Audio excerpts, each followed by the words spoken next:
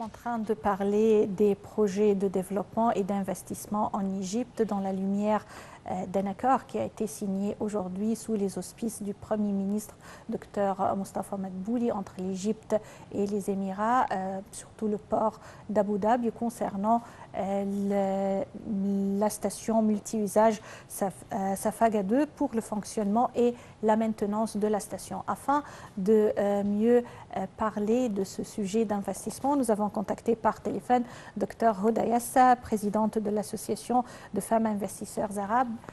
Et bienvenue à notre programme, Dr Hoda Yassa. Merci beaucoup.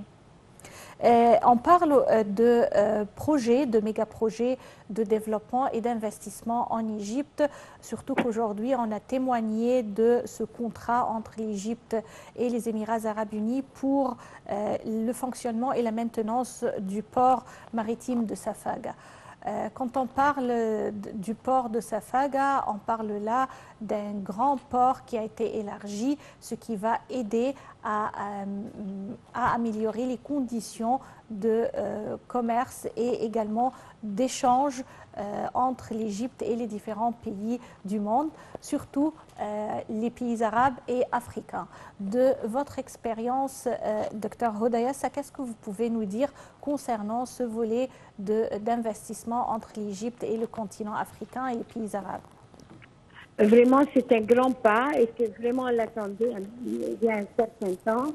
C'est un pas très essentiel et très important qui va souligner l'importance du commerce et encourager beaucoup de pays à venir vers l'industrie en Égypte, étant donné qu'ils auront suffisamment de facilité pour ouvrir le marché vers l'Afrique. L'Égypte est un pont, ou bien on peut dire une porte essentielle vers l'Afrique. Alors, je pense que vraiment, c'est un pas très bien, on est très contents. Nous, comme Union des femmes investisseurs arabes et du comité d'hommes d'affaires, on est très contents. On voit que c'est un grand développement sur le niveau industriel et commercial. Oui. Et comment ce port peut-il contribuer pour l'avenir d'échanges commerciaux entre l'Égypte et les différents pays de la région? Et c'est pas seulement, comme je dis, il va faciliter ce genre de commerce et attirer beaucoup d'investisseurs vers l'Égypte, mais aussi c'est très important sur le niveau industriel. Oui. Étant donné que beaucoup de pays, ça va leur donner la chance de venir et de créer des usines en Égypte, avec toutes les facilités qui sont offertes de notre côté comme Égypte, de faciliter les investissements internationaux, mais aussi ça va aider à attirer beaucoup de pays européens, arabes, sur le monde entier, étant donné que ça va leur donner l'occasion de rentrer, de faire leurs produits vers l'Afrique. Oui. C'est un point essentiel pour l'industrie, pas seulement pour le commerce. Oui, alors comme vous l'avez mentionné, Dr Hoda Yassa, le plus important pour l'Égypte actuellement, ça sera l'industrialisation, puisque ça peut aider également à avoir plus de devises étrangères à travers, bien sûr, l'exportation.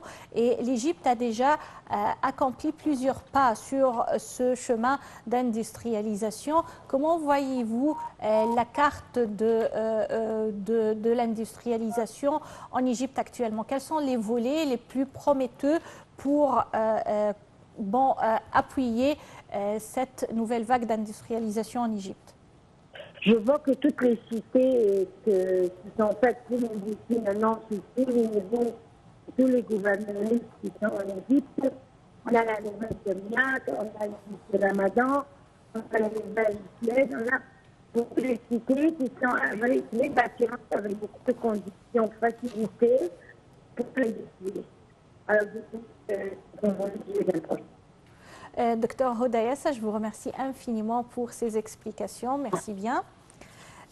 C'était notre dossier concernant le développement et les méga-projets en Égypte. On a parlé des accords qui ont été signés aujourd'hui entre l'Égypte et les Émirats pour la direction et la maintenance d'une partie du port maritime de Safeg, un dossier très important qui va aider l'Égypte à vraiment dépasser et à relever le défi d'une crise économique qui frappe le monde entier.